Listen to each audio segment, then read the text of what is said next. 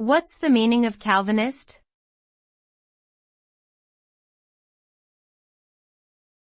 Calvinist.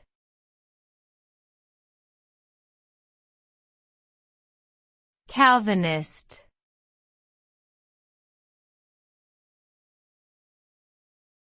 Calvinist.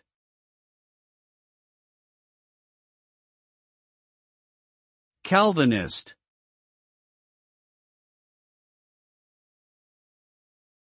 The term Calvinist refers to a follower of the Protestant theological tradition based on the teachings of John Calvin. This tradition emphasizes the sovereignty of God, the depravity of human nature, and the idea of predestination, which holds that God has already chosen those who will be saved. The result of Calvinism has been significant in shaping Western culture and society, particularly in the areas of politics, economics, and morality. Calvinist beliefs played a role in the development of capitalism, individualism, and the idea of a work ethic based on diligence and frugality.